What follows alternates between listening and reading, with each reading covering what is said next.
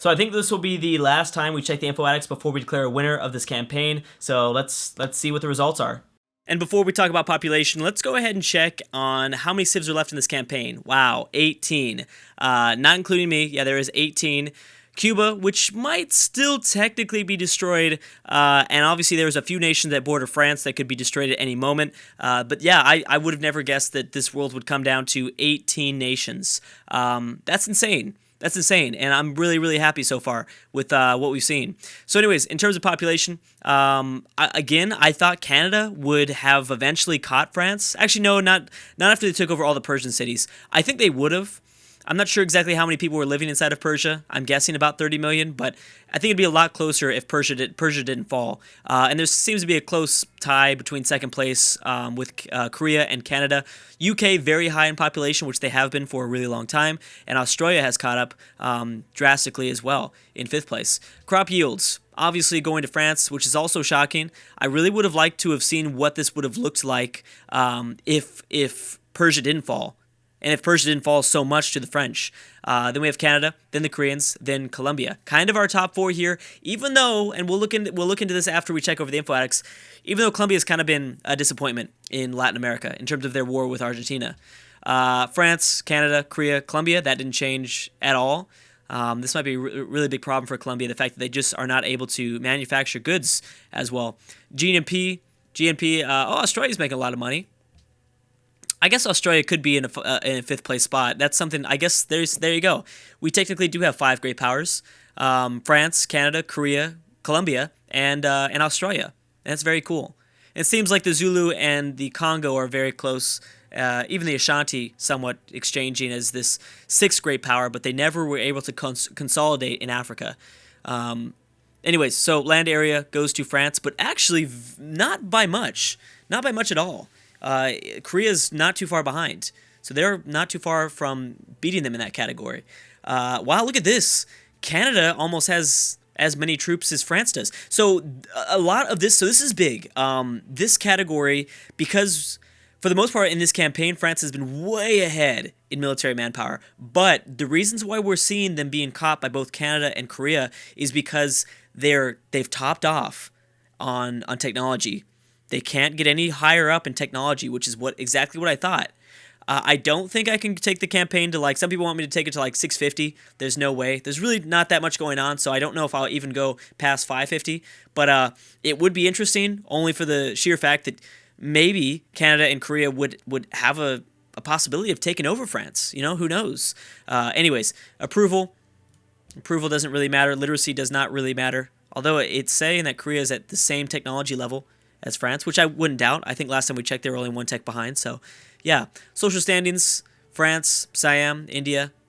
A lot of the nations will also be catching France here. In terms of happiness, France has got a bunch. Yep, so they're both at 80. Canada's at 73. Siam, surprisingly, pretty high at 71. Still a significant advantage that Korea would have. Obviously, Siam, I think, is getting so much of their technology, or at least they were, because I think Korea might be embargoed, or maybe Siam is embargoed, but I'm thinking because of the trade routes that Siam might have with Korea, could be the reason why they're catching up so fast, and they're the 4th place in technology. UK in 7th, not bad at all. Congo, Australia. Maybe Argentina. How far is Argentina from technology, from Colombia? About 7 techs. There's no excuse why Colombia's not winning this war. I don't know what it is. Cities. 38 for France. Jeez, 38 cities for France, 31 for Canada, and Korea's slowly growing, but not very much. Colombia has a chance of tying Korea with 24 soon, but they can't really get the job done. Let's check on wonders. France has 14 wonders. Wow. Tourism obviously goes to France, and everything else doesn't really matter. UK have 9 trade routes up. Great works. A lot of Korean great works as well. Okay, but we have we've checked the info addicts for the last time. Let's see if these last maybe 36 turns make a big difference in the campaign. They might or might not. It all depends on a few factors. Obviously, one being what happens to France.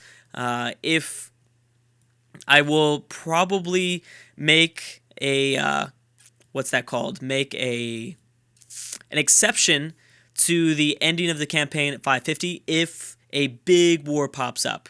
If it's a big war that pops up around 540, then yeah, I'm going to have to obviously, everyone's going to want to see that, so we will go further. But if no big wars pop, and I'm talking about one of the major player wars, so I guess we could expand the definition of major powers to Australia, Colombia, Canada, Korea, France, I guess.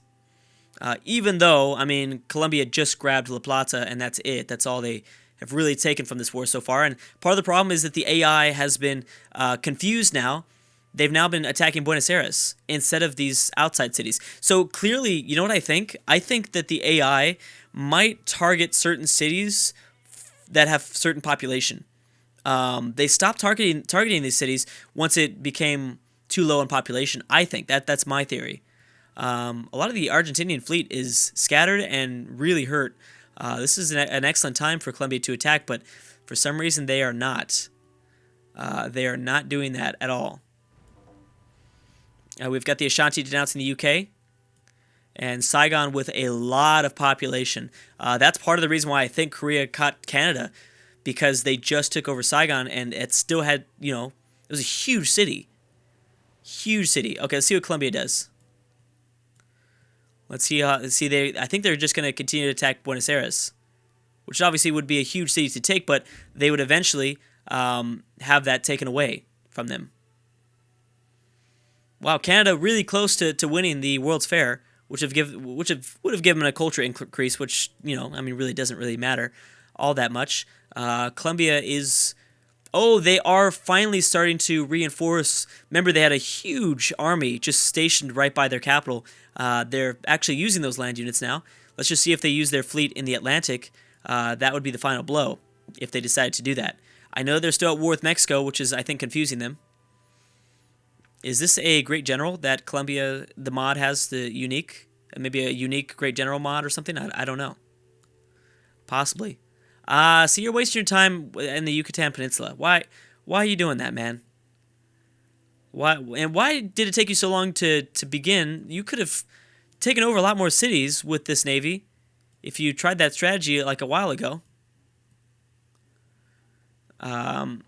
Very surprised that the British never really got involved in a war.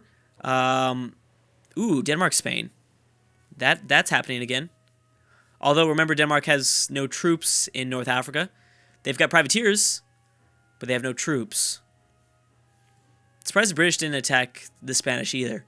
They still have open borders, which, like I said, it's possible for them to... You know what we need to look into? Mods and their flavors. And their personality flavors. And I have a question, actually, I should pose to you guys now. I have discussed... Again, I'm very worried about it, extremely worried about it, but I have discussed a world just like this, AI-only world, with mods only. That is my ultimate goal, and I would love to do that because and I've been testing the waters with each AI-only world that I've done, including more and more mods, stuff like that. Very worried about it, but I want to do it, I think. But would you guys be okay with me going random personalities? Or I shouldn't phrase it like that because I don't actually have a preference. Should I do random personalities on the mods? Maybe not. Uh-oh. Looks like we might have just crashed, so that will be fun. Okay, well, I just have to end this video a little bit early. I apologize, guys. Let me see if I can fix this. Thank you so much for watching, and I'll see you guys next time.